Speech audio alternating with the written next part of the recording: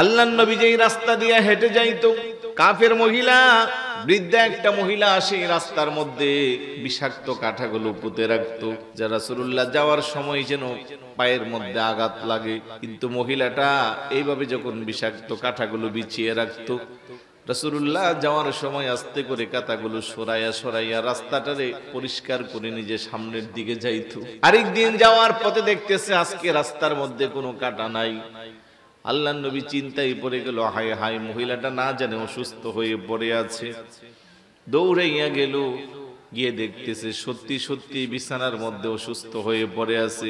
রাসূলুল্লাহ জিজ্ঞাসা করে, মা, আমি আপনার কি খেদমত করতে পারি? বলে, তুমি কে?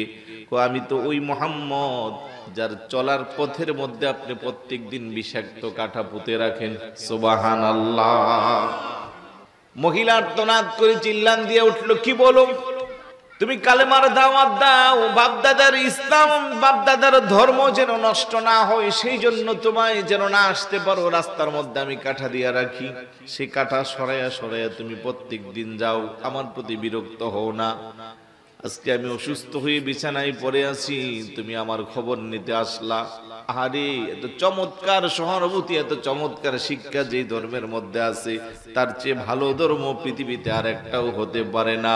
সুতরাং আর দেরি নাই, আমাকে পড়িয়ে দাও লা ইলাহা ইল্লাল্লাহু মুহাম্মাদুর রাসূলুল্লাহ সাল্লাল্লাহু তাআলা আলাইহি ওয়াসাল্লাম। ইয়া আইয়ুহান নাস ইন্না খালাকনাকুম মিন যাকারিন ওয়া উনসা, আমি তোমাদেরকে সৃষ্টি করেছি একজন পুরুষ আর একজন নারী হতে।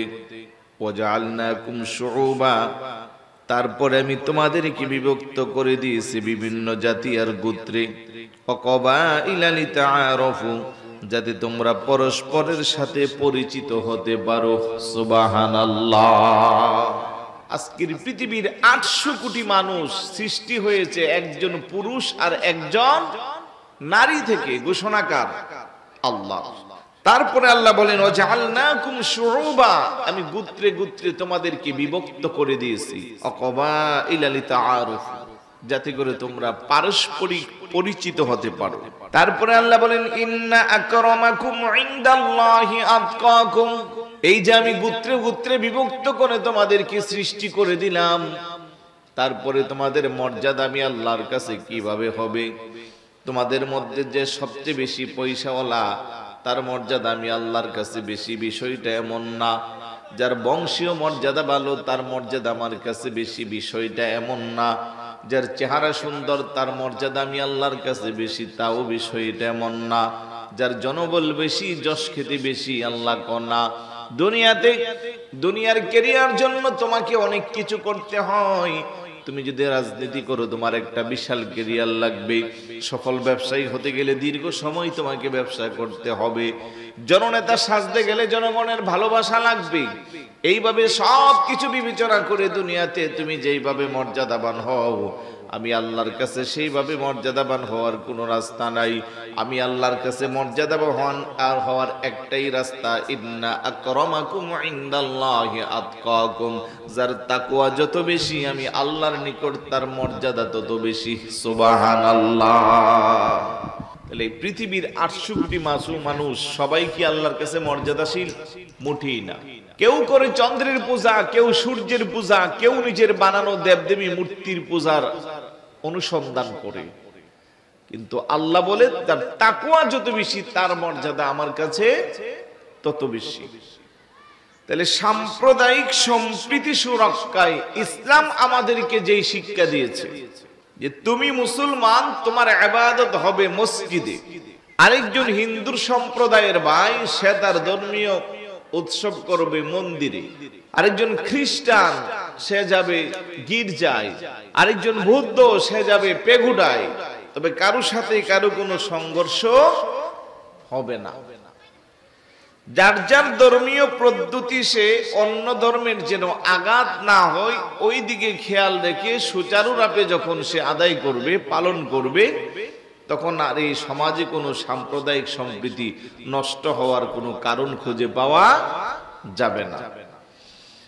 আমার ভাইয়েরা, বাবারা, আল্লাহ সুবহানাহু ওয়া তাআলা এমন একটি ধর্মে আপনাকে আমাকে পাঠিয়েছেন যে ধর্মের প্রত্যেকটা হুকুম আহকাম, প্রত্যেকটা শাসন, প্রত্যেকটা আল্লাহর হুকুম বাস্তবায়ন, রাসূলুল্লাহর জীবন চরিত্রের এত সুন্দর বিস্তৃত সিদ্ধান্ত দৃষ্টান্ত, যা যদি মুসলমান হিসেবে আমরা পালন করি আমাদের গোটা জীবনের মধ্যে কোনো অশান্তি আসার সম্ভাবনা নাই। কারণ আল্লাহ বলেন ইন্নাদ-দীনা ইনদাল্লাহিল ইসলাম, নিশ্চয়ই আমি আল্লাহর নিকট গ্রহণযোগ্য জীবন ব্যবস্থা তার নাম হলো ইসলাম। আর ইসলামে যারা প্রবেশ করেছে, ইসলামে যারা গ্রহণ করেছে তারা হয়েছে মুসলমান। সৃষ্টির সারা জীব তথা আশরাফুল মাখলুকাত হিসেবে আল্লাহ পাক স্বীকৃতি দিয়েছে। আল্লাহ বলেন ওয়ালাকাদ কাররামনা বানি আদম ওয়া হামালনাহুম ফিল বাররি ওয়াল বাহর ওয়া রাযাকনাহুম মিনাত তাইয়্যিবাতি وفضلناهم على كثير ممن خلقنا تفضيلا বড় করে বলি সুবহানাল্লাহ। আল্লাহ বলে ওয়ালাকাদ কাররামনা বানি আদম, আমি বনি আদমকে সৃষ্টি করেছি অনেক সম্মানিত করে, মর্যাদা দান করে। ওয়া হামালনাহুম ফিল বাররি ওয়াল বাহর, এবং স্থলে ও সমুদ্রে তাদের চলাচলের বাহন দিয়েছি। ওয়ারাযাকনাহুম মিনাত তাইয়্যিবাত, আর আমি তাদেরকে উত্তম রিজিক দান করেছি। ওয়াফাদ্দালনাহুম আলা কাসীরিম মিম্মান খালাকনা তাফদীলা, এবং তাদের অনেকের উপর তাদের অনেককে আমি শ্রেষ্ঠত্ব দিয়েছি। সুবহানাল্লাহ। ওটা মানব জাতিকে আল্লাহ পাক সৃষ্টি করেছে মর্যাদাশীল করে। কাররামনা বানি আদম, তার মধ্যে জলে এবং স্থলে চলার জন্য বাহন দিয়েছে, উত্তম রিজিকের ফায়সালা করেছে আল্লাহ। আর কিছু মানুষকে কিছু মানুষের উপরে মর্যাদা দান করেছে। তার মধ্যে যিনি সর্বোৎকৃষ্ট সর্বশ্রেষ্ঠ মর্যাদাবান তিনি হলেন আপনার নবী, আমার নবী, যার চেয়ে বেশি মর্যাদা পৃথিবীতে আল্লাহ অন্য কোন নবী রাসূলকেও দান করেন নাই। ওই নবীকে আল্লাহ পাক গোটা জগৎবাসীর জন্য প্রেরণ করেছেন রহমত হিসেবে। আল্লাহ বলেন ওমা আরসালনাকা ইল্লা রাহমাতাল লিল আলামিন। হাবিব আমার, দোস্ত আমার, সৃষ্টিকুলের সবার জন্য, 18,000 মাখলুকাত সবার জন্য আমি আপনাকে রহমত করে প্রেরণ করেছি। এই সৃষ্টির মধ্যে যা কিছু আছে আল্লাহর হাবিবকে আল্লাহ পাক সবার জন্য রহমত করে পাঠাইছেন। আল্লাহ বলে গোটা পৃথিবীটা হইল আমার পরিবারের মতো। আল খালকু আয়ালুল্লাহ, আমার পরিবার হলো গোটা পৃথিবীর সব সৃষ্টি। আর ওই সৃষ্টির প্রতিনিধিত্ব আমি আল্লাহর পক্ষ থেকে করার জন্য মানব জাতিকে আমি বানিয়েছি খলিফাতুল্লাহ, আমার প্রতিনিধি। সুবহানাল্লাহ। এই মর্যাদা আল্লাহ সুবহানাহু ওয়া তাআলা একমাত্র আখিরি জামানার নবীর উম্মত হওয়ার কারণে আপনাকে আমাকে দান করেছেন। এত বেশি মর্যাদা দিয়েছেন আল্লাহ। পাশাপাশি আল্লাহ আমাদেরকে শিক্ষা দিয়েছেন, তোমরা যখন এই সমাজে বসবাস করবা, তোমাদের পাশে বিভিন্ন গোত্রের বিভিন্ন কওমের লোকেরা বসবাস করবে। সবাই যে মুসলমান হবে বিষয়টা এরকম না। আবার আল্লাহ সুবহানাহু ওয়া তাআলা আমাদেরকে একই কথা জানান দিচ্ছেন, ইয়া আইয়ুহান নাসু ইত্তাকু রাব্বাকুমুল্লাযী খালাকাকুম মিন নাফসিন ওয়াহিদা ওয়া খালাকা মিনহা যাওজাহা ওয়া বাথা মিনহুমা রিজালান কাসীরান ওয়া নিসাআ واتقوا الله الذي تساءلون به والأرحام إن الله كان عليكم رقيبا। বড় করে বলি সুবহানাল্লাহ। আল্লাহ বলে, হে মানব জাতি, ও হে মানব জাতি, ইয়া আইয়ুহান নাস ইত্তাকু রাব্বাকুম, তোমরা তোমাদের রবকে ভয় করো।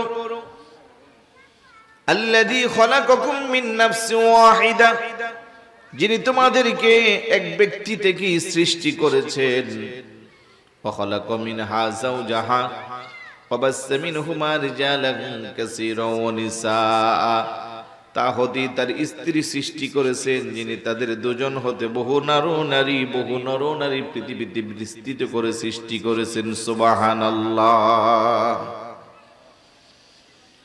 রিজালান কাসীরা ওয়া নিসাআ, আদম আলাইহিস সালাতু ওয়াস সালামকে সৃষ্টি করে সেই আদম আলাইহিস সালাতু ওয়াস সালামের বাম প্রাচুরের হাড্ডি থেকে মা হাওয়া আলাইহিস সালামকে সৃষ্টি করে এই দুইজন থেকে আল্লাহ পাক সৃষ্টি করেছেন অসংখ্য অগণিত নারী পুরুষ। তাহলে ওই বিবেচনায় আজকের এই সমাজে যারাই আমাদের আশেপাশে বসবাস করে সবাই আমরা আদমের সন্তান, ঠিক না? সেই কথাটি আল্লাহ পাক বলছেন। তাহলে আমি মুসলমান, আমার পাশের গড়ি হিন্দু ভাই, কোনো সমস্যা নাই। তার পাশে খ্রিস্টান বসবাস করে, কোনো সমস্যা নাই, সে আমার প্রতিবেশী। ইসলাম প্রত্যেকটা বিষয়ে এতটা সাইন্টিফিক, এতটা চমৎকার সিদ্ধান্ত দিয়েছে, আমরা শুধু মানার জন্য আমাদের পরিপূর্ণতা আসে না। যদি আমরা মানতে পারতাম, আমাদের মতো শান্তিময় পৃথিবীতে আর কেউ থাকতো না। কারণ প্রতিবেশীর হক তিন প্রকারের হয়। কিরকম? এক, হক বিশিষ্ট প্রতিবেশী; দুই, হক বিশিষ্ট প্রতিবেশী; তিন, হক বিশিষ্ট প্রতিবেশী।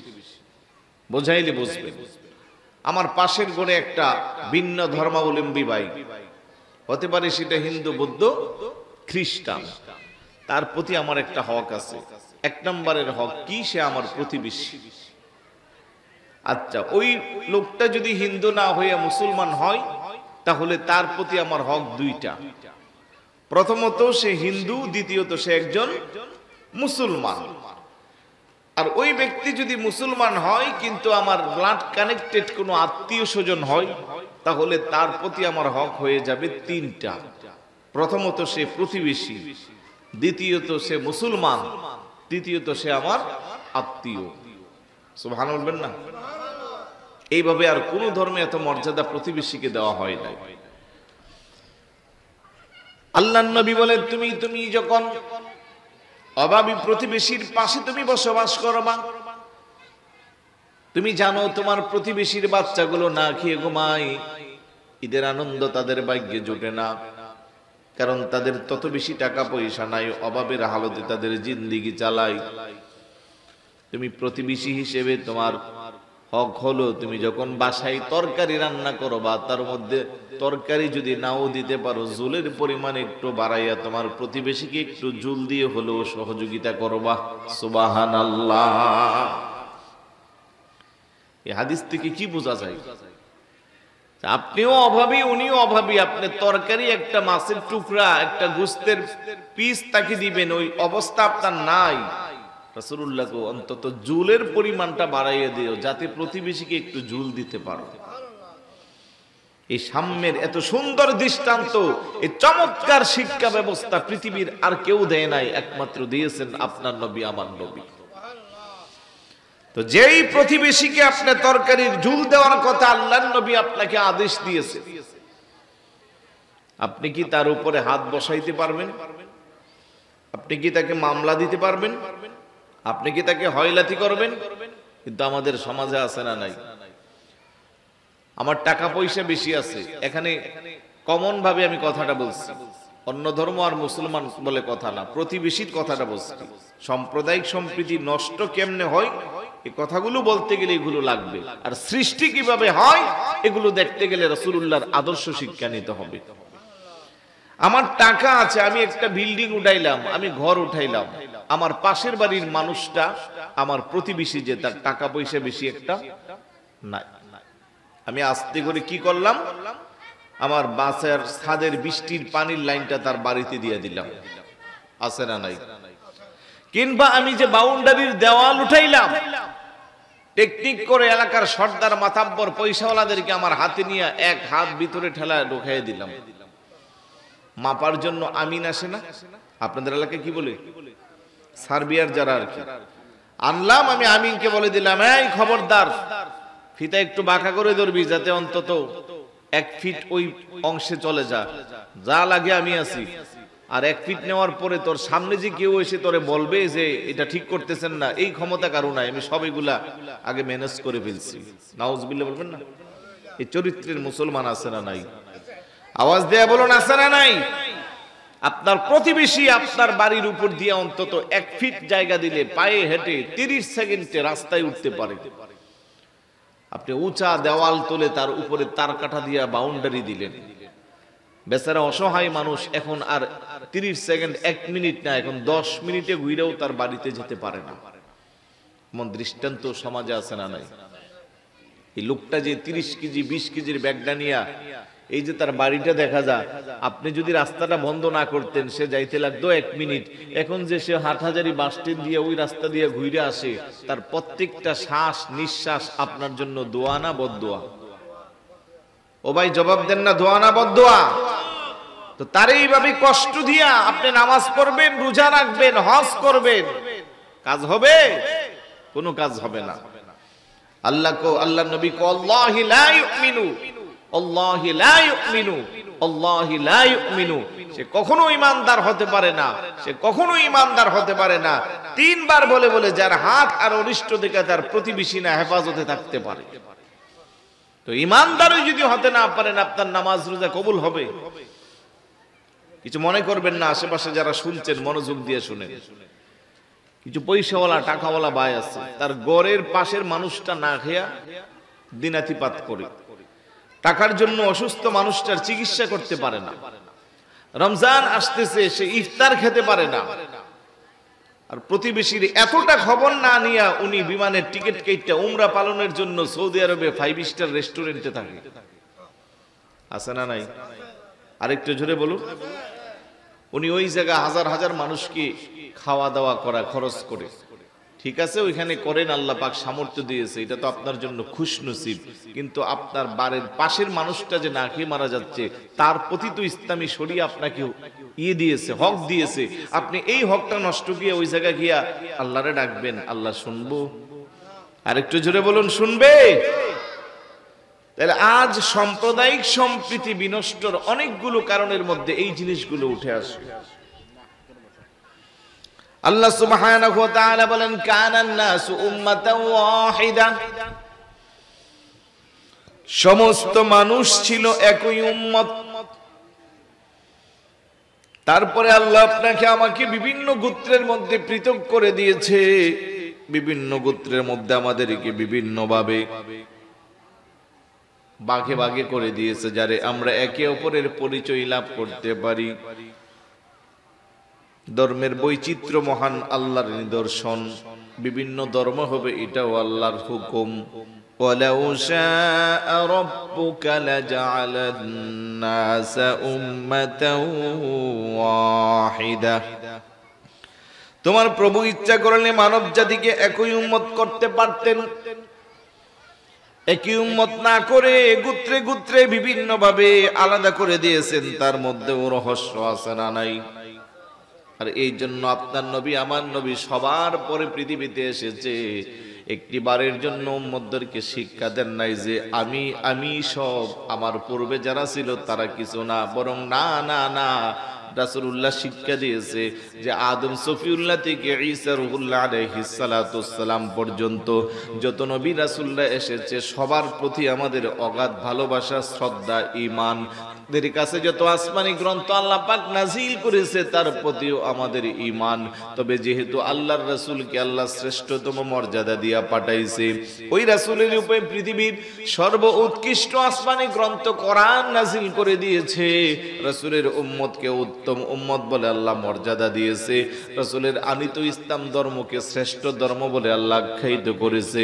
ওই রাসূল আসার পরে ইতিপূর্বের সমস্ত বিষয়গুলো স্টপ হয়ে গেছে। সুবহানাল্লাহ, আল্লাহু আকবার, ইয়া রাসূলুল্লাহ, জিন্দাবাদ জিন্দাবাদ। তাহলে যে ইসলাম আপনাকে এতটাই সুষম শিখিয়েছে, কি বলবো,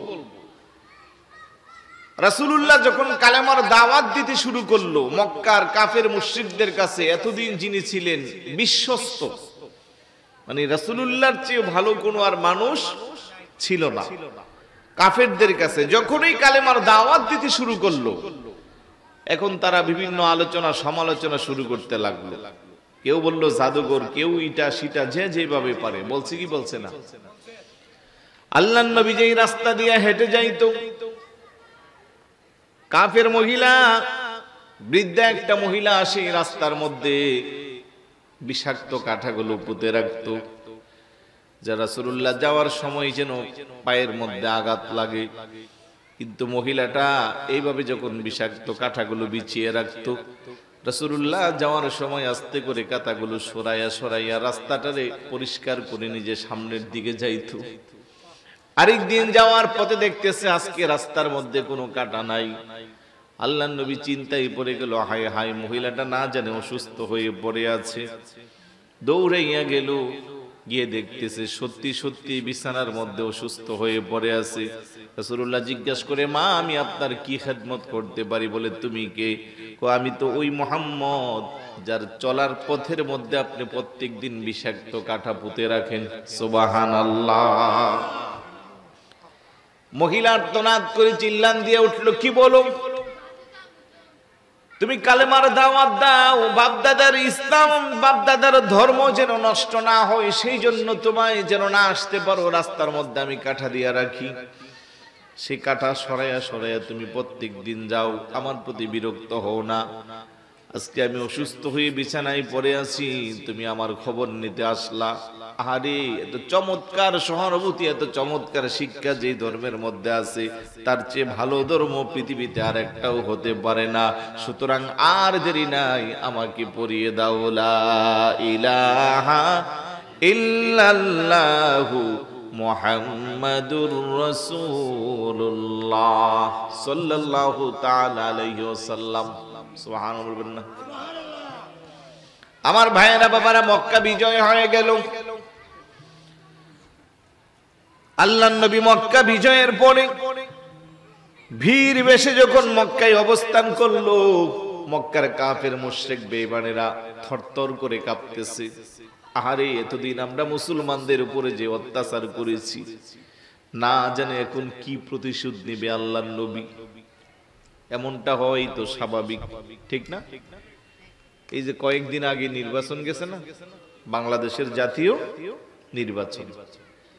এখন দেখা গেল, মনে করেন আমিও এমপি প্রার্থী, আমার সেলিম ভাইও এমপি প্রার্থী।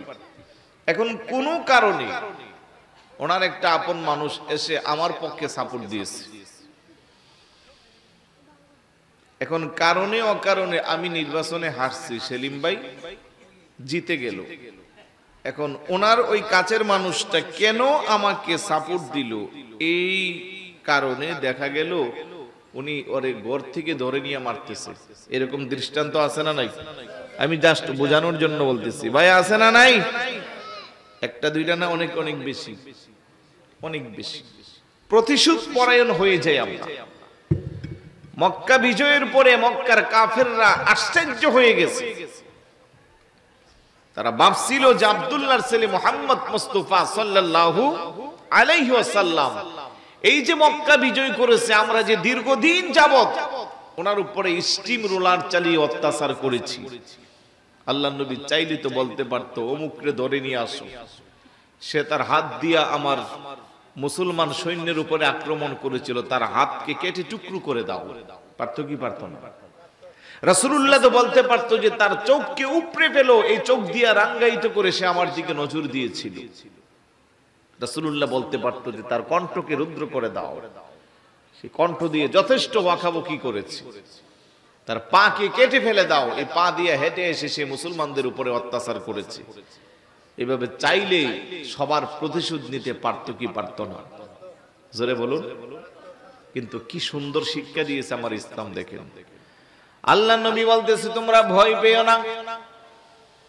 নামি দামি কাফের মুশরিকরা থরথর করে কাঁপতেছে, আতঙ্কিত অবস্থায়, না জানে কখন তাদের উপরে প্রতিশোধ শুরু হয়ে যায়। রাসূলুল্লাহ বলে, না না না, আমি ওই রকম মানুষ না।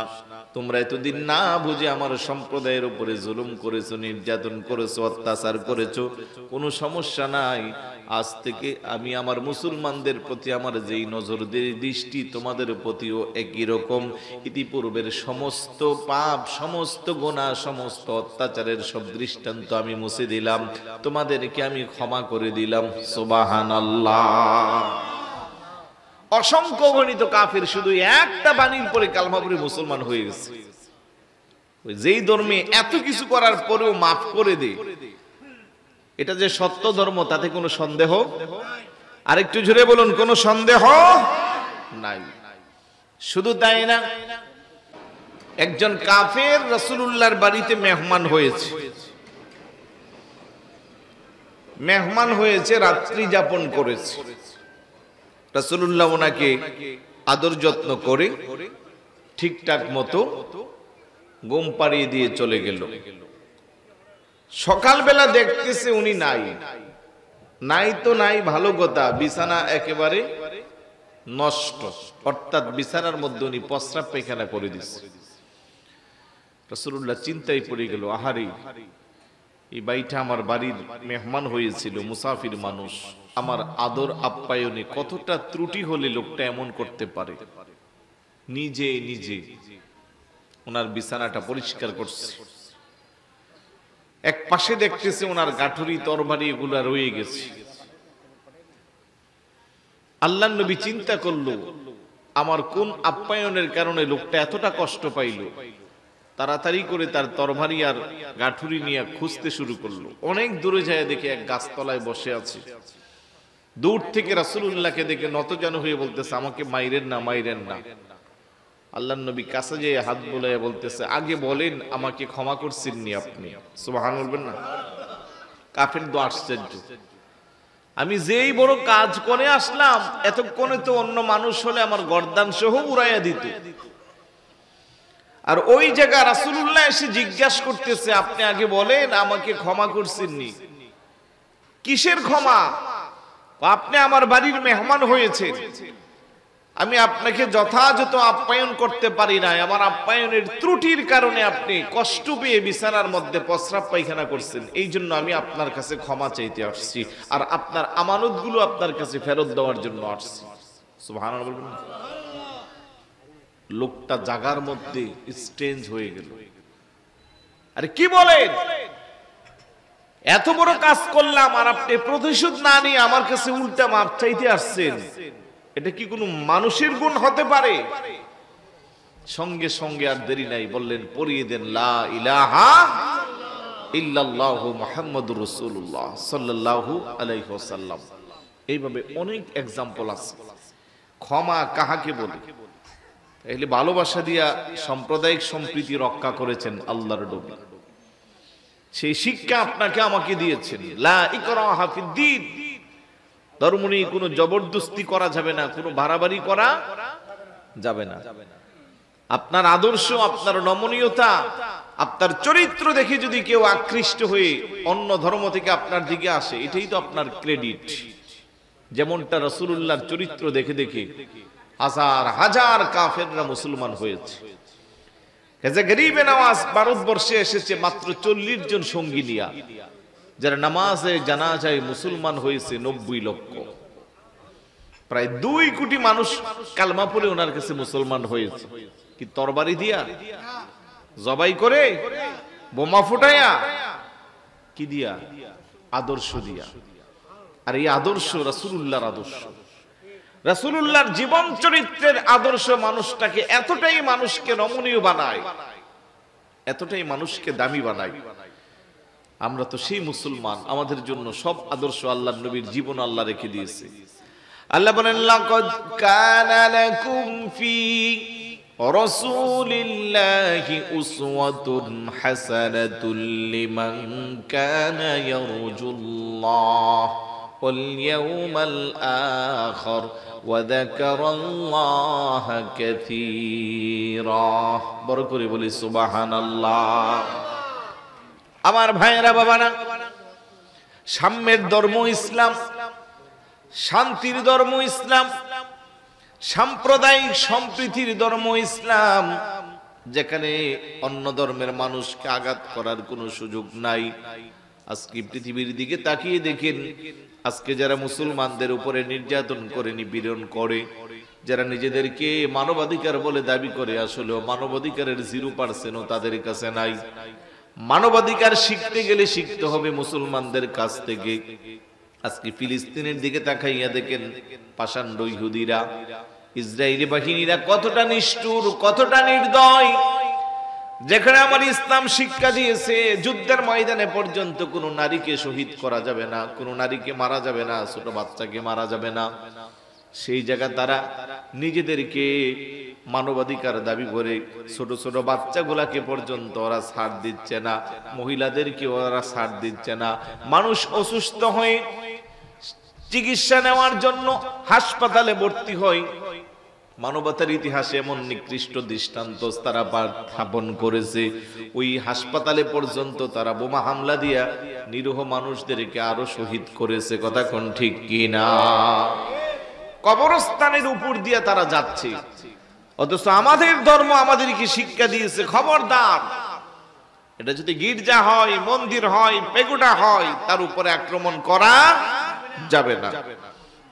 আল্লাহ বলেন, ওয়ালাউলা দাফউল্লাহিন নাস বা'দহুম লিবা'দিন লাহুদ্দিমাত সাওয়ামি'ু ওয়া বিয়াবু ওয়া সালাওয়াতু ওয়া মাসাজিদু ইউযকারু ফীহা ইসমুল্লাহি কাসীরা। বড় করে বলি সুবহানাল্লাহ। মানব জাতির এক দলের জন্য এক দলকে অন্য দল দ্বারা প্রতিহত না করতেন, তাহলে বিস্তৃত হয়ে যেত মঠ, গির্জা, ইহুদিদের উপাসনালয়, এমনকি মসজিদ সমূহ, যাতে অধিক স্মরণ করা হয় আল্লাহর নাম। তাহলে আমাদেরকে সেই শিক্ষাই দিয়েছেন যে আমরা কারো ধর্মীয় উৎসব লয়ে কোনো আক্রমণ করা যাবে না, ধর্মীয় অনুভূতিতে কোনো বক্তব্য কিংবা লেখা দ্বারা আঘাত করা যাবে না। আজকে যারা সভ্যতার কথা বলে তাদের কাছে সভ্যতা নাই, আজকে যারা মানবতার কথা বলে তাদের কাছে মানবতা নাই। কারণ মানবতা শিখতে হলে আসতে হবে মুসলমানদের নবীর কাছে, ইসলাম ধর্মের শিক্ষার কাছে। সুবহানাল্লাহ। রাসূলুল্লাহকে একের পর এক আক্রমণ যারা করেছে তাদেরকে মুহূর্তের মধ্যে আল্লাহ নবী ক্ষমা করে দিয়েছে। বুড়ি মহিলা গাঠুরি নিয়ে চলে যাচ্ছে দূরে, পারছে না, রাসূলুল্লাহ পিছনে গিয়ে বলছে, আমি আপনাকে একটু হেল্প করব, আপনার গাঠুরিটা দেন, আমি পার করে দিচ্ছি। বুড়ি মহিলার কাছ থেকে গাঠুরি নিয়ে যাচ্ছে, যেতে যেতে জিজ্ঞাসা করে, মা কেন চলে যাচ্ছেন? ওই এলাকায় একজন নবী আসছে, ওনার অত্যাচারে আমি চলে যাচ্ছি। নাউযুবিল্লাহ। এমন কি অত্যাচার? উনি শুধু কালমার দাওয়াত দেন। আমরা দীর্ঘদিন যাবত একটা ধর্মের মধ্যে আছি, আমাদের বাপ দাদার ধর্ম চুনকালি লেপন করে আমরা কি ওনার এখানে যেতে পারি? তো এটা কি মা অত্যাচার হলো? উনি তো আপনাকে সত্যের বাণীর আহ্বান দিয়েছে। না, এখানে থাকতে হলে যদি উনি অত্যাচার করে, এই জন্য আমি চলে যাচ্ছি। দিতে দিতে দিতে দিতে অনেক দূরে গিয়ে দিল। মা, বুড়ি মা জিজ্ঞেস করে, বাবা তুমি কে? এই আরবে এমন মানুষ খুব কম আছে যারা এরকম পথিক মানুষকে সাহায্য সহযোগিতা করে। সুবহানাল্লাহ না? আবার জিজ্ঞেস করে, তুমি কে? তোমার কিছু মনে করবেন না যে মুহাম্মদের অত্যাচারে আপনি দেশ পালাচ্ছেন, দেশ ছাড়ছেন, আমি সেই মুহাম্মদ সাল্লাল্লাহু আলাইহি ওয়াসাল্লাম। মহিলা অবাক কাণ্ডে তাকিয়ে বলতেছে, তাহলে আর এই এলাকা ছেড়ে আমি যাব না, আমাকে পড়িয়ে দাও লা ইলাহা ইল্লাল্লাহু মুহাম্মাদুর রাসূলুল্লাহ সাল্লাল্লাহু আলাইহি ওয়াসাল্লাম। কি বুঝলেন? কি বুঝলেন? কি আদর্শ আল্লাহ পাক রাসূলুল্লাহকে দিয়েছে? কোন একজন বিধর্মীর উপরে আক্রমণ করা যাবে না। মদিনার সনদগুলো আপনি দেখেন, ওইখানে স্পষ্ট বলা আছে কোন ব্যক্তির দায় তার জাতি কিংবা গোষ্ঠীর উপরে অর্পিত হবে না। কোন একজন অন্য সম্প্রদায়ের ভাই যদি ভুল বোঝে, কোনো একটা ভুল করে, তাহলে তাকে শাস্তি দিতে হবে।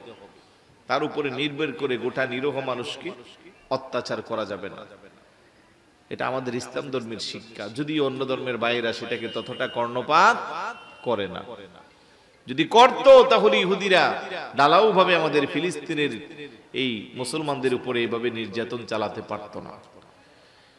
কারণ নিরীহ মানুষ আছে, ছোট ছোট বাচ্চা আছে, মা বোনেরা আছে, যেখানে যুদ্ধের ময়দানে পর্যন্ত তাদের উপরে আমাদের ধর্মীয় শিক্ষা হলো আঘাত করা যাবে না। আর ওই জায়গায় ওরা প্রতিদিন নিয়মিতভাবে ওদের অত্যাচার স্টিম রোলার চালাচ্ছে। এই জন্য আমার ভাইয়েরা বাবারা, আল্লাহ সুবহানাহু ওয়া তাআলা অন্য ধর্মের উপাস্য যারা আছে তাদেরকে গালি দেওয়াও যাবে না বলে আমাদেরকে আদেশ দিয়েছেন। আল্লাহ বলেন, ওয়ালা তাসুব্বুল্লাযীনা ইয়াদউনা মিন দুনিল্লাহ, আল্লাহ ছাড়া যারা অন্য কারো ইবাদত বন্দেগী করে, আল্লাহ ছাড়া যারা অন্য কোনো উপাস্যকে ডাকে, তাদেরকে কখনো তোমরা গালি দিও না। সুবহানাল্লাহ। ডাকুক না, যাকে মনে চায় তাকে ডাকুক, তোমরা তাকে গালি দিও না। ফায়াসুব্বুল্লাহ আদওয়াম বিগাইরি ইলম, তুমি যদি তারে গালি দাও সেও তো তোমার খোদারে গালি দিব, কারণ সে তো জাহেল, সে মূর্খ, সে অজ্ঞান, সে জানে না মহান রবের মর্যাদা কত বেশি। তাই তুমি অন্য ধর্মের লোককে কোনো আঘাত করিও না। আমি আমার ভাষায় প্রায় বক্তব্যের মধ্যে বলি, বাংলাদেশের মতো এত সুশৃঙ্খল শান্তি, আলহামদুলিল্লাহ বলবেন না, এখানে শতকরা 90% মুসলমান, আর বাকি সমস্ত জাতি মিলাইয়া 10% আছে।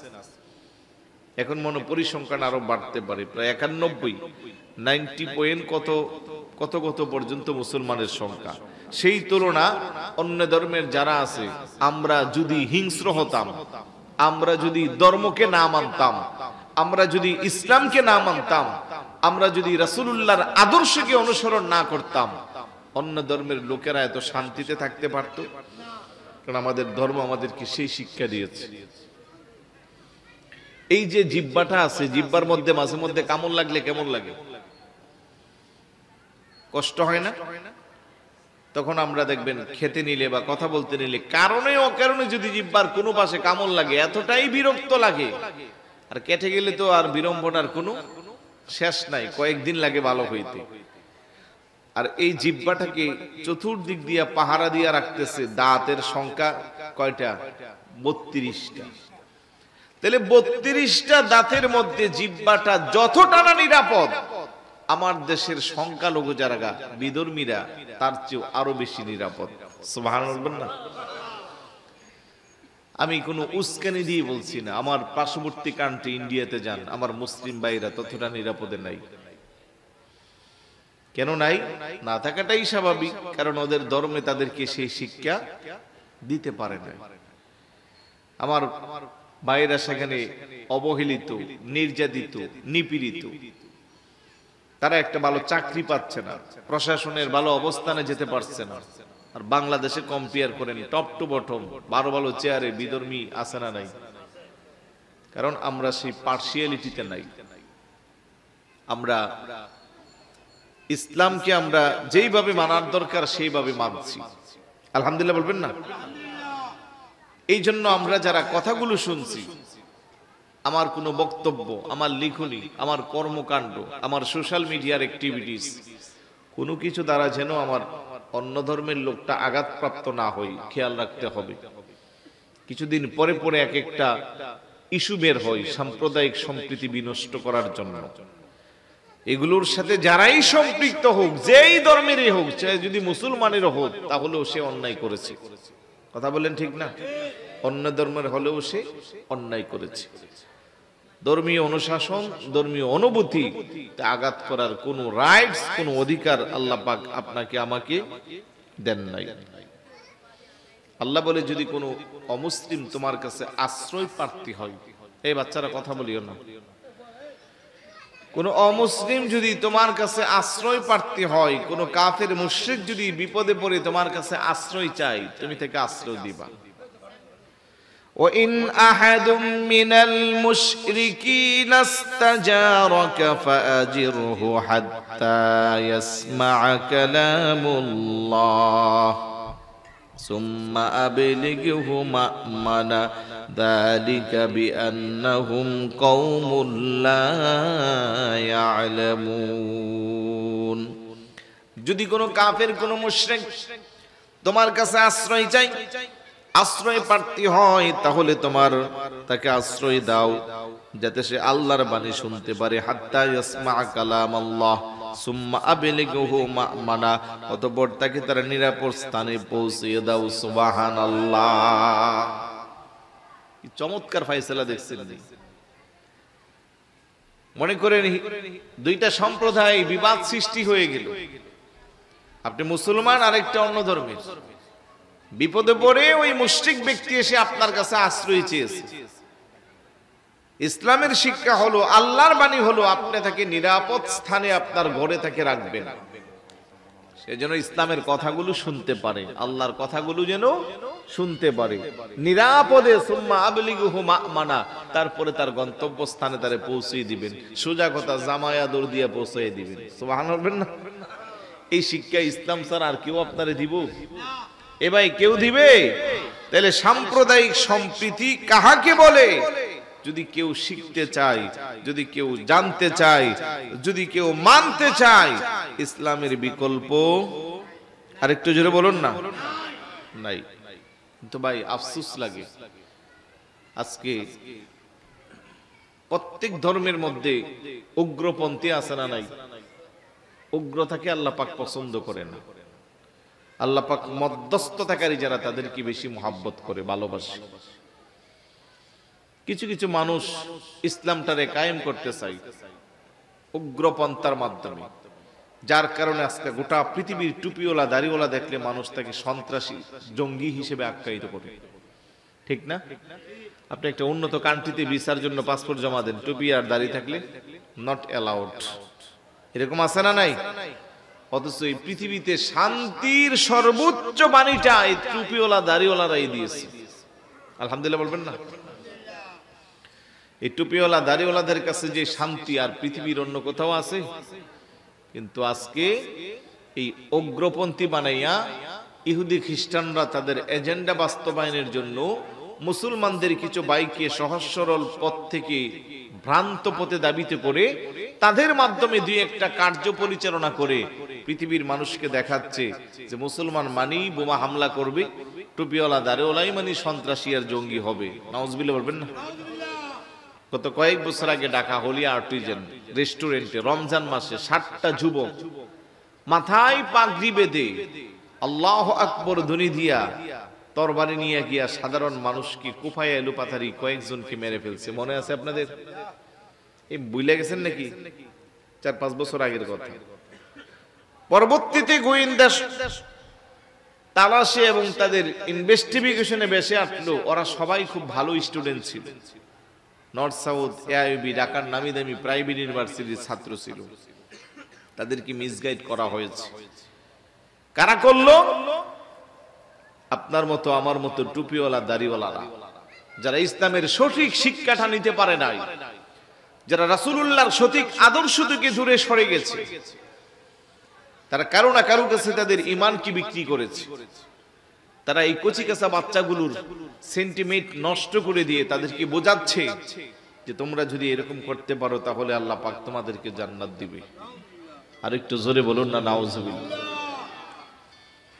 আমি একটা সরকারি প্রোগ্রামে আমাদের চট্টগ্রামের পুলিশের সর্বোচ্চ কমিশনার যিনি ছিলেন, ওনার কাছ থেকে একটা গল্প শুনছিলাম, যখন পুরা বাংলাদেশে জঙ্গি তৎপরতা একেবারে বেশি বেড়ে গিয়েছিল কয়েক বছর আগে, মনে আছে না? চতুর্দিকে শুধু জঙ্গি হামলা। তো সীতাকুণ্ড থেকে ওনারা অনেক ফাইট করে কিছু জঙ্গিকে ধরেছে।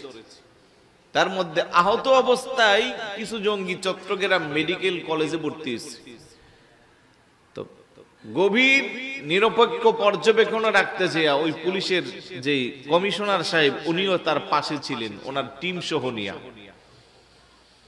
2 দিন পরে যখন তার হুশ ফিরে আসছে, সেন্স আসছে, সে চোখ দিয়ে খুইলা তাকাইয়া দেখতেছে নার্স 2 জন তার পাশে আছে। এবার সে বলতেছে শুধু 2 জনে না, বাকি 68 জন কোথায়? তো এই কথাটা এতটুকু বলার পরে সে আর কিছু বলতে পারে নাই, এইভাবেই ছিল ওনার মুখের কথা। পরে ওনারা কিছুই বুঝে না যে এটা কি বললো। 1 দিন 1.5 দিন যাবত এইভাবে অজ্ঞান হয়ে পড়ে আছে, সেন্সলেস অবস্থায়। এখন হুশ ফিরে আসার পরই আবার বলতেছে যে 2 জন কেন, বাকি 68 জন কোথায়? এই রহস্য বের করতে যে ওনাদের দীর্ঘ সময় লাগছে। তাকে পরিপূর্ণ সুস্থ করার পরে এবার তাকে যখন জিজ্ঞাসা করা হয়েছে রিমান্ডে নিয়ে কথাটার মানেটা কি, তখন সে জবাব দিয়েছে, আমাদেরকে যিনি প্রশিক্ষণ করিয়েছে উনি আমাদেরকে বলছে যদি এইভাবে বোমা মাইরা জঙ্গি তৎপরতা করে করে তুমি মারা যাও তাহলে জান্নাত থেকে 70টা হুর তোমার সেবা যত্ন করবে। এখন আমি ভাবছি আমি বুঝি এই জঙ্গি তৎপরতায় শহীদ হয়েছি, তো চক্ষুল্লা 2 জন দেখছি, বাকি 68 জন কই, এই জন্য জিজ্ঞাসা করছি। নাউজুবিল্লাহ বলবেন না? আরেকটু জোরে বলুন না নাউজুবিল্লাহ। তো এইরকম কচিকাচা সহজ সরল মানুষগুলোকে যারা জান্নাতের হুরের দোহাই দিয়া মিসগাইড করে জঙ্গি তৎপরতার মতো কাজের মধ্যে সম্পৃক্ত করে দেয়, ওরা কখনো ইসলামের বন্ধু হতে, আরেকটু জোরে বলুন, কখনো ইসলামের বন্ধু হতে পারে না। ওরা ইসলামের শত্রু। ওদের কাছে ইসলামের মূল জিনিসটা নাই, না থাকার কারণে এমনটা করতে পারে, না থাকার কারণে মানুষকে এতটা মিসগাইড করতে পারে। ইসলামে এতই সোজা যে আপনি বোমা মাইরা সাধারণ নিরীহ মানুষকে মেরে ফেলবেন আর তার বিনিময়ে আল্লাহ আপনাকে জান্নাত দিবে, ওই জান্নাতে আবার 70টা হুরও দিবে। এত সোজা না। জিহাদের কথা ইসলামে আছে, আল জিহাদু মাযিন ইলা ইয়াউমিল কিয়ামা, কিয়ামত পর্যন্ত জিহাদ চলবে, তাতে কোনো সন্দেহ নাই। কিন্তু জঙ্গি তৎপরতা ইসলামের সাথে তার কোনো অস্তিত্ব, সন্ত্রাসী জঙ্গিবাদীর সাথে কোনো তৎপরতা নাই। আল্লাহ বলে মান কাতালা নাফসান বিগাইরি নাফসিন আও ফাসাদিন ফিল আরদি ফাকান্নামা কাতালান নাস জামিআ।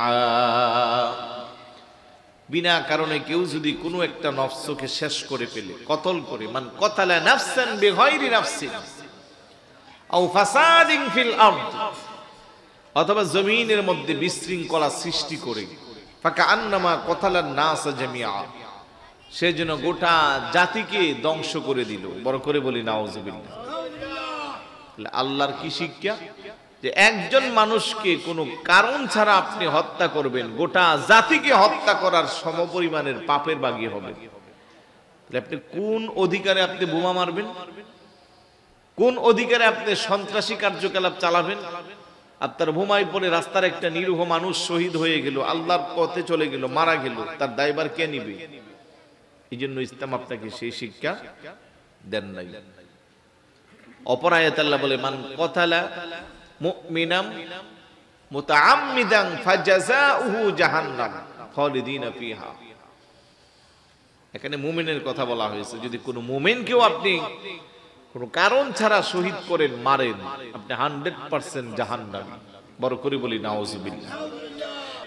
তাহলে আমরা যারা মুসলমান আছি, ঈমানদার আছি, আমাদের আদর্শ অনুকরণীয় একমাত্র আল্লাহর প্রিয় হাবিব, যার আদর্শকে অনুসরণ করলে সাম্প্রদায়িক সম্প্রীতি 100% টিকে থাকবে, বিনষ্ট হওয়ার কোনো রাস্তা থাকবে না। কেন পারবো না আমরা রাসূলুল্লাহকে অনুসরণ করতে? আপনাদের অনেকের ঘরে একটা বই আছে, দি 100, মাইকেল এইচ হার্ট, একজন খ্রিস্টান বইটার লিপিবদ্ধ করেছেন, রচনা করেছেন। ওই বইয়ের মধ্যে উনি পৃথিবীর 100 মানুষের বায়োগ্রাফি রচনা করেছে, মানে পৃথিবীর সর্বশ্রেষ্ঠ 100 মানুষের জীবনী লেখছে। যে উনি কি মুসলমান না খ্রিস্টান? জবাব দেন না, উনি কি খ্রিস্টান। একজন খ্রিস্টান হয়ে উনি নাম্বার 1 আপনার নবী আমার নবীর নামটা লেখছে। ওনার খ্রিস্ট ধর্মের লোকেরা বলল, এই তুমি এত উঁচু মাপের লেখক, পৃথিবীর 100 মানুষের জীবনী নিয়ে তুমি বই লেখছো, ভালো কথা, এনে মুসলমানদের নবীর নামটা 1 নম্বরে দিলা, তার ব্যাপারটা বুঝলাম না। সে বলে, দেখো আমি এজ এ রাইটার হিসেবে, আমি একজন জাজমেন্ট হিসেবে, আমি বিচারক হিসেবে আমাকে আল্লাহ পাক যে আকল বুদ্ধি দিয়েছে, তা দিয়া বিবেচনাই করে আমি যখন লিখতে গেলাম আখিরি জামানার নবী, মুসলমানদের নবীকে কোন দিক দিয়া কোন বিবেচনায় 1 নাম্বার থেকে আমি 2 নম্বরে নিতে পারি নাই। সুবহানাল্লাহ বলবেন না? 1 নাম্বার থেকে 2 নম্বরে কখন নেওয়া যায়? কোন কারণে বিশেষ বিবেচনায় নেওয়া যায় কখন? মনে করেন একটা ছেলে পাইছে 80, আরেকটা পাইছে 79, এখন সর্ববিবেচনায় সবাই বলতেছে ৭৯ যা পাইছে তারে ১ নাম্বার করো, তাইলে আপনি ৮০ জায়গায় তারে ৮১ দিতে পারবেন। কিন্তু যিনি ৩৯ পাইছে আপনি ওনারে কি চাইলে ৪১ দিতে পারবেন? তো মাইকেল এইচ হার্ট বলতেছে কোন বিবেচনায় ওনার দ্বারে কাছেও আমি কাউকে নিতে পারি না। সুবহানাল্লাহ বলবেন না? আমি যদি একজন ফাদার হিসেবে বিবেচনা করি উনি ১ নাম্বার, আমি যদি একজন রাষ্ট্রপ্রধান হিসেবে বিবেচনা করি উনি ১ নাম্বার, আমি যদি একজন হাজবেন্ড হিসেবে বিবেচনা করি উনি ১ নাম্বার, আমি যদি একজন সন্তান হিসেবে ওনাকে বিবেচনা করি উনি ১ নাম্বার, আমি যদি একজন বিজনেসম্যান হিসেবে ওনাকে বিবেচনা করি উনি ১ নাম্বার। আর ওনার সাথে কম্পেয়ার করে কাছাকাছি জায়গায় যাওয়ার মতো পৃথিবীতে আর দ্বিতীয় কাউকে আমি খুঁজে পাই নাই। তাই আমি হতে পারি খ্রিস্টান, আমি বাধ্য হয়ে মুসলমানদের নবীকে নাম্বার 1 র্যাঙ্কিংয়ে রাখতে হয়েছে। সুবহানাল্লাহ বলবেন না? আজকে আমরা মুসলমান হয়ে আমরা আদর্শ নেওয়ার মতো রাসূলুল্লাহর জীবন আদর্শ পাচ্ছি না, এটা আমাদের জন্য দুর্ভাগ্যের বিষয়। শুধু তাই না, ওই বইয়ের মধ্যে ৭০ নম্বরে আরেকটা নাম আছে, জর্জ বার্নার্ড শ, যিনি একজন বড় বৈজ্ঞানিক, দার্শনিক, ইংরেজি সাহিত্যের বড় একজন উচ্চ পদস্থ লেখক। ওনার নামটাও ১০০ মানুষের ৭০ নম্বরে সিরিয়ালে আছে। উনি খ্রিস্টান হওয়ার পরে উনিও আফসোস করে, উনিও বলে, I believe that if a man like Prophet sallallahu alaihi wasallam were to assume the dictatorship of modern world, he would succeed in solving any problem and give peace, prosperity, honesty in the society. Subhanallah বলবেন না? আমি বিশ্বাস করি এখনো যদি কোনো মানুষ তার জীবন আদর্শে, তার ব্যক্তিগত জীবনে, পারিবারিক জীবনে, সামাজিক জীবনে মুসলমানদের নবী মুহাম্মদুর রাসূলুল্লাহ সাল্লাল্লাহু আলাইহি ওয়াসাল্লামকে তার জীবন আদর্শ বানায়, ওই মানুষটার জীবনে কোনো অশান্তি থাকবে না, মারামারি, কাটাকাটি, খুন খারাপের আহাজারি কোনো কিছুই থাকবে না। তার ব্যক্তিগত জীবন থেকে রাষ্ট্রীয় জীবন পর্যন্ত সর্বস্তরে সব জায়গায় সুখ শান্তি আর সমৃদ্ধি ভরপুর হয়ে যাবে। সুবহানাল্লাহ। এমন একজন নবীর উম্মত আল্লাহ আপনাকে আমাকে বানাইছে। আজকের ইহুদি, খ্রিস্টান, বৌদ্ধ, নাসারা গবেষণা করে যত কিছু আবিষ্কার করে সবকিছু রাসূলুল্লাহর জীবন কর্ম থেকে। এক রাসূলের মেরাজকে কেন্দ্র করে মহাকাশ বিজ্ঞানীরা অনেক কিছু আবিষ্কার করেছে। তো যে মর্যাদা আল্লাহ পাক আল্লাহর প্রিয় হাবিবকে দিয়েছে, আমার কথা হলো আমরা সেই নবীর উম্মত, কোনো কিছুর আমাদের কোনো অভাব নাই। আমরা কারো কাছ থেকে দাঁড় করে কোনো আদর্শ কখনো আনতে হবে না। আলহামদুলিল্লাহ বলবেন না? কিন্তু দুঃখ লাগে যখন আমাদের যুবকরা, আমাদের সন্তানগুলো যখন আমাদের মুসলমানের আদর্শ থেকে দূরে সরে আধুনিকতার নামে রং ঢং এই ধরনের কাজে যখন তারা ব্যস্ত হয়ে যায়, এটা আমাদের মানতে কষ্ট হয়। যাদের কোনো নিজস্ব আইডেন্টিটি নাই তারাই না অন্য জায়গা থেকে দাঁড় করে আনে। কথা বলেন? যার বাবার পরিচয় নাই সে বাবা বলে কাকে ডাকবো তার কোনো স্বীকৃতি নাই। যার আছে সে কি আরেকজনকে যায় বাবা ডাকবে? তাহলে যে মুসলিম হিসেবে আমি কেমনে চলবো? আমার শৈশবকাল, যৌবনকাল, দাম্পত্য জীবন, পারিবারিক জীবন, চাকরি জীবন, ব্যবসায়ী জীবন, রাষ্ট্রীয় জীবন, প্রশাসনিক জীবন কিভাবে চলবে না চলবে সব শিক্ষা ব্যবস্থা রাসূলুল্লাহর জীবন আদর্শে আছে না নাই? তাহলে আমরা কেন অন্যদিকে যাব? আজকে আমাদের যুবকগুলো ওরা মুসলমানের বাচ্চা হিসেবে তাদেরকে পরিচয় দিতে আমাদের ঘৃণা লাগে। তাদের পোশাক আশাক, তাদের চলাফেরা, তাদের অঙ্গভঙ্গি এতটাই নিকৃষ্ট, যুবক বলেন, যুবতী বলেন, অথচ তারা সবাই মুসলমানের সন্তান। আপনি শহরে যান, আভিজাত্য নামি দামি রেসিডেন্সিয়াল এরিয়াতে যান, আবাসিকগুলোতে অবাধভাবে যখন উপযুক্ত মেয়ে ছেলেরা চলাফেরা করে, দূর থেকে আপনাকে হতাশা করে ফেলবে যে আমি কি কোনো মুসলমান কান্ট্রিতে আছি নাকি কোনো বিধর্মীর কান্ট্রিতে আছি। অথচ তারা সবাই মুসলমান। তাদের পোশাক এতটা নোংরা, এতটাই অভদ্র, যেগুলো বলতেও আমাদের ঘৃণা লাগে। এই যে মুসলিম হিসেবে তার জন্য আদর্শ ছিল কি ছিল না? রাসূলুল্লাহর জীবন আদর্শে, উম্মাহাতুল মুমিনিন আম্মা জানদের জীবন আদর্শে, খাতুনে জান্নাত মা ফাতেমা রাদিয়াল্লাহু তাআলা আনহার জীবন আদর্শে তাদের জন্য শিক্ষা ছিল কি ছিল না? অবশ্যই ছিল। আমরা যারা মুসলমান যুবক আছি আমাদেরও শিক্ষা আছে না নাই? কয়জন যুবক আছো সেলুনে যাইয়া কখনো বলছো, ও সেলুনওয়ালা ভাই আমার একটা সুন্নতি কাটিং এ চুলটা কেটে দাও? বলো নাই। বরং তুমি আসো তোমার মাথার চুলের কাটিং এগুলো বলতেও আমার ঘৃণা লাগে। নামি দামি স্টার তারকা আছে, তাদের চুলের কাটিং তোমার মাথার মধ্যে থাকে। কারো মাথায় আছে মেসির কাটিং, কারো মাথায় আছে নেইমারের কাটিং। বলো তো ওরা কি মুসলমান নাকি খ্রিস্টান? তাহলে আজকে যদি তুমি মারা যাও, তোমার কবরে নেইমার আর মেসি আসলে তোমার ঠিকানা কি জান্নাত হবে না জাহান্নাম হবে? আল্লাহর নবী তো বলে, মান তাশাব্বাহা বিকাউমিন ফাহুয়া মিনহুম, যে যাকে ভালোবাসে তার সাথে তার হাসর নাসর হবে। তো তুমি যে নেইমার আর মেসিকে মহাব্বত করে চুলের কাঠিন দিলা, তারপরে টি শার্ট আর জিন্স প্যান্ট পরলা, এগুলো কি তোমার মুসলমানের আদর্শ?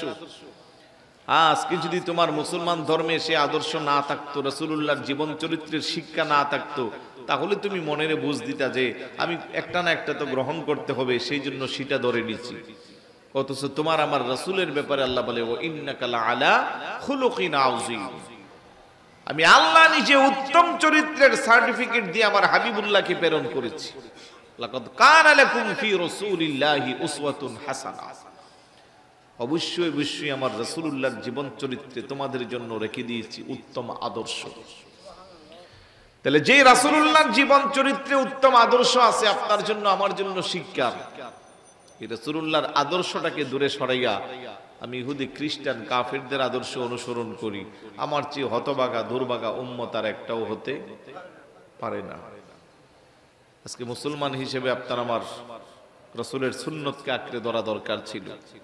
5 ওয়াক্ত নামাজ যথাযথভাবে আদায় করা প্রয়োজন ছিল, কিন্তু আমরা সেটা করতে পারছি না। আমরা আমাদের নিজেদের ব্যস্ততা নিয়ে আছি, আমরা রং ঢঙের মধ্যে ব্যস্ত আছি। আদর্শ যাদেরকে বানাইলে ঠিকানা হবে জাহান্নাম, তাদেরকে আমরা আদর্শ বানাবার জন্য পাইতারা চালাচ্ছি। এই জন্য অনুরোধ করব ভাই, ক্ষণস্থায়ী জিন্দেগি, বেশি দিন থাকার কোনো সুযোগ নাই। যতক্ষণ থাকবেন আল্লাহর নবীর আদর্শকে মুখে লালন করে মহাব্বত নিয়ে পড়বেন। আর যখন আপনি রাসূলুল্লাহকে মহাব্বত করবেন, ভালোবাসবেন, রাসূলুল্লাহর আদর্শ থেকে দূরে যাওয়ার কোনো সুযোগ থাকবে না। নামাজ পড়তে পড়তে জিন্দেগি শেষ করলেন, আল্লাহর হাবিবের মহাব্বত ঘাটতি আছে, কমতি আছে, এই নামাজ কোনো কাজে। আলা লা ঈমানা লিমান লা মুহাব্বাতা লাহু। শুক্রবারে সোমার সানি খুতবায় সম্মানিত খতিব সাহেব বারবার এটা তেলাওয়াত করে, আলা লা ঈমানা লিমান লা মুহাব্বাতা লাহু, খবরদার সাবধান, তার ঈমান নাই যার মধ্যে আমি নবীর মহাব্বত নাই। তো নবীর মহাব্বত যদি না থাকে তার ঈমান নাই, আর ঈমান না থাকলে নামাজ রোজা হজ যাকাত সব থাকলেও কোনো কাজ হবে না। তাই আজকের এই বিশাল আজিমুশান সুন্নি কনফারেন্স থেকে আমি নির্দিষ্ট বিষয়ের প্রতি কোরআন সুন্নাহ থেকে আমার ক্ষুদ্র জ্ঞানে যা কিছু বলেছি আমলে দেওয়ার চেষ্টা করতে হবে। সাম্প্রদায়িক সম্প্রীতি রক্ষার ক্ষেত্রে আমাদের ইসলাম এবং মুসলমানদের আল্লাহর রাসূল যে আদর্শ দিয়েছে, আমরা যদি সেইটুকুন আমাদের বাস্তব জীবনে প্রয়োগ করি, ইনশাআল্লাহ কেউ আমাদেরকে সন্ত্রাস জঙ্গি বলে আখ্যায়িত করার কোনো সুযোগ নাই। আজকে দেখেন টুপিওয়ালা দাড়িওয়ালা দেখলেই সব দিক দিয়া নেগেটিভ মন্তব্য। উন্নত কান্ট্রিতে যান আপনি, ভিসা পাসপোর্টে আপনাকে ভিসা দিবে না, একটাই দোষ যে আপনি সন্ত্রাসী, আপনি জঙ্গি, নাউজুবিল্লাহ বলবেন না। অথচ পৃথিবীতে যতগুলা সন্ত্রাসী কার্যক্রম সংগঠিত হয়েছে কোনটার সাথে কোনো মুসলমানের সম্পর্ক নাই। এগুলো মিসগাইড করে করে মুসলমানদেরকে পশ্চিমারা এক একটা সময় এক একটা অপবাদ দিয়ে বিশ্বের মানুষের কাছে আপনাকে আমাকে কালার করার চেষ্টা করছে।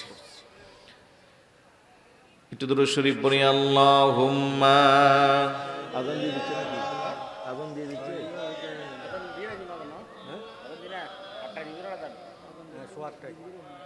আযান কয়টা? 8টা না? আরো জোরে পড়ি, আল্লাহুম্মা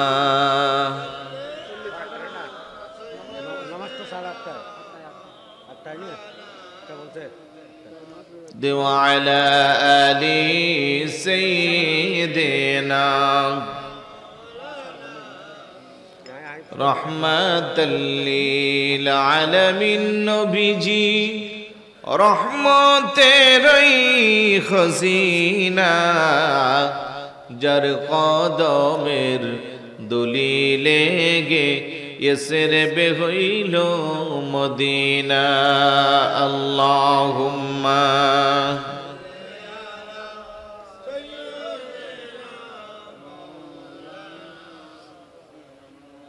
وعلى آل سيدنا سبحان الله الحمد لله لا إله سبحان الله الحمد لله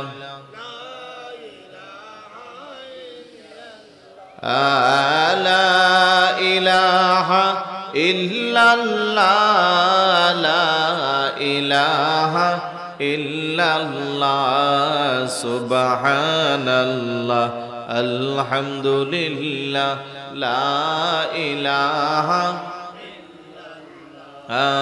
حسبي ربي جل الله ما في قلبي حسبي ربي جل الله ما في قلبي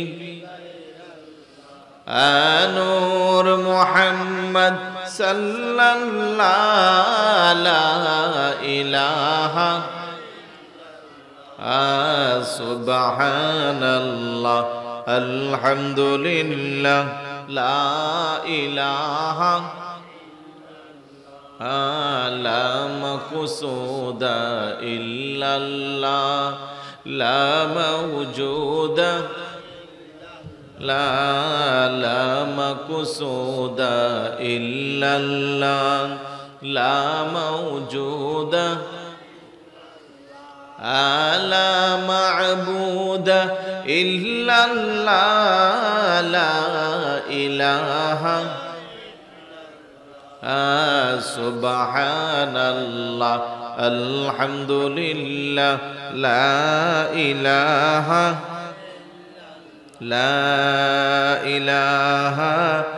إلا الله محمد رسول الله সাল্লাল্লাহু তাআলা আলাইহি ওয়াসাল্লাম। সকলে বলি আলহামদুলিল্লাহ। তাহলে কোরআন এবং হাদিস থেকে এটা আমাদের কাছে স্পষ্ট যে একমাত্র পৃথিবীতে সাম্প্রদায়িক সম্প্রীতি রক্ষার ক্ষেত্রে যিনি অগ্রণী ভূমিকা রেখেছেন এবং যার জীবন আদর্শ থেকে এটা স্পষ্ট, যদি আপনি সত্যিকার অর্থের সাম্প্রদায়িক সম্প্রীতি রক্ষা করতে চান, রাসূলুল্লাহর জীবনের বিকল্প নাই। ওই রাসূলুল্লাহর জীবনের পথ যদি আপনি চলেন, আপনি 100% কামিয়াবি হবেন। আলহামদুলিল্লাহ বলি। পাশাপাশি আপনাকে যদি হুজুরের জীবন আদর্শের শিক্ষাগুলো কাজে লাগাতে চান, আপনাকে ওই শুরুতে বলছিলাম ইন্না আকরামাকুম ইনদাল্লাহি আতকাকুম, আল্লাহর কাছে টাকাওয়ালা, পয়সাওয়ালা, যশকতিওয়ালা, মুরব্বী কারো তত দাম নাই। আল্লাহ বলে আমার কাছে মর্যাদা হলো যার তাকওয়া যত বেশি তার মর্যাদা তত বেশি। তো তাকওয়াবান যদি আপনি হতে চান, তাকওয়া যদি আপনি অর্জন করতে চান, আপনাকে ইবাদত বন্দেগী করতে হবে। আপনাকে অবশ্যই ইবাদত বন্দেগী করতে হবে। আর ইবাদতের মধ্যে অন্যতম ইবাদত হলো নামাজ। সামনে আসতেছে রোজা। আর এইগুলো আল্লাহর দরবারে কবুল হওয়ার জন্য আরেকটা গুরুত্বপূর্ণ বিষয়, আর সেটা হলো হালাল রিজিক। বড় করে বলি সুবহানাল্লাহ। নামাজ পড়তে পড়তে জিন্দেগি শেষ, রোজাও রাখেন অনেক বেশি, তো রিজিকের ক্ষেত্রে আপনি 100% পিউরিফাই রিজিক খেতে পারেন না। সুদের টাকা, ঘুষের টাকা, অবৈধ উপার্জনের টাকা, এরকম উপার্জন করেছে আমাদের সমাজে মানুষ আছে না নাই? আরেকটু জোরে বলুন আছে না নাই? আপনি সুদের টাকা, হারামের টাকা, ঘুষের টাকা খাইয়া যতই আল্লাহরে ডাকেন, আল্লাহ আপনার ডাক কখনো শুনবে না। কারণ আল্লাহ বলেন ইন্নাল্লাহা তাইয়্যিবুন লা ইয়াকবালুল্লাহু ইল্লা তাইয়্যিবা। আমি আল্লাহ পুত পবিত্র, পুত পবিত্রতা ছাড়া আমি কোনো কিছু অ্যাকসেপ্ট করি না, গ্রহণ করি না। অথচ যে নামাজ পড়বে, আল্লাহ বলেন ইন্নাস সালাতা তানহা আনিল ফাহশাই ওয়াল মুনকার, নিশ্চয়ই নামাজ মানুষকে যাবতীয় অশ্লীল বেহায়াপনা কাছ থেকে দূরে রাখে। কিন্তু নামাজ পড়ে তারপরে হারাম খায়, নামাজ পড়ে সুদ খায়, নামাজ পড়ে ঘুষ খায়, নামাজ পড়ে মিথ্যা কথা বলে, নামাজ পড়ে চুগলখুরি করে, এই প্রকৃতির এই স্বভাবের মুসলমান আমাদের সমাজে আছে না নাই? তাহলে কি বোঝা গেল? তার নামাজটা আল্লাহর দরবারে কবুল হয় নাই। কেন হয় নাই? ওই যে রিজিকের মধ্যে কি সমস্যা, বেজাল। নামাজটা কবুল হওয়ার জন্য আগে রিজিকটা 100% হালাল হতে হবে।